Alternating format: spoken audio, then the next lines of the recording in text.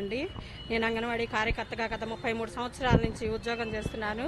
పసి పిల్లల్ని తల్లి తర్వాత తల్లి అంతటి స్థానంలో కూర్చుని మేము ఆ పిల్లల్ని సాకుతూ వాళ్ళ ఆలనా పాలన చూస్తూ ఈ ఉద్యోగం కొనసాగిస్తుంటే మా మీద దౌర్జన్యంతో తాళాలు పగలగొట్టడం అనేటువంటిది ఎంత సిగ్గుచేటం. మేము కూడా సొసైటీలో తిరగాలి కదా, తాళాలు పగలగొట్టించుకున్నారు అనే మాట మేము అనిపించుకుంటే మాత్రం ఆత్మహత్యలు చేసుకునేందుకైనా వెనకాడమని నేను సభాముఖంగా తెలియపరుస్తున్నానండి.